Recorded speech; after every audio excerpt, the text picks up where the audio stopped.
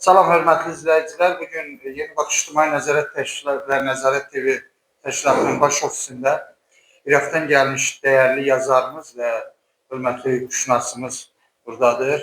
Tanış oldum və çox sevdim bir qardaşlarım kimi. Hər ikisini mən bu günləri Yeni Bakış İctimai Nəzarət və Nəzarət TV ailəsinə qəbul etdim. Qardaşımızı yazar və ədəbiyyat professorudur, alimdir və İraq-Azərbaycan qardaşlıq təmsilçisi kimi təqdim etdim. Dəyərli qardaşım Fəhmin Salihini isə hüquq üzrə təmsilçimiz elan etsin və çox dəyərli qardaşlardır. Mən inanıram ki, Azərbaycan xalqının orada təmsil edəcək və hansısa bir şikayətləri, sözləri olarsa, bunlara dəstək və kömək olacaq. İnşallah. Çox sağ olun. Sizi təbrik edirəm, xeyirli uğurlu olsun. Təbrik edirəm. Və İctimai Nəzarətin döş nişanı ilə təltif edirəm. Xeyirli uğurlu olsun, mənim dəyərli qardaşım.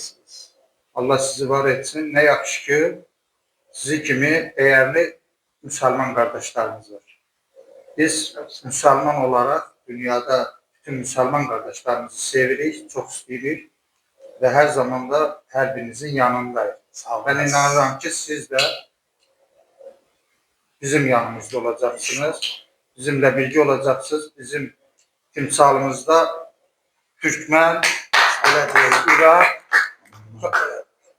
Azərbaycan qardaşlığı baş tutacaq, körpü yaradacaq, birbirimizi layıqlı qulluq edəcək. Çox sağ olun. Tabii ben de buradan Türkmen avukatlar adına ve hukukçular adına sonsuz şükranımı bildiririm. Şah Vələdə o buranın rəhbəri olduğu için bana bu büyük bir yük bağladı üzerime. O da vafa borcu. Ben de bunun inşallah sahibi olacağım. Bu yükü kaldıracağım ve Irak'la Azerbaycan orta yerine hukuk avukatlık görevini de inşallah beraber temsilcisi olacağım. Ben de bu bana verdiğiniz bu göreve inşallah onun sahibiyim. Onu da başaracağım. Sağ olun. Ben kardeşlerime güvendim. Memnun oldum. Çok sağ olun. Deyirəm mənə sizə. İndi mənim bura.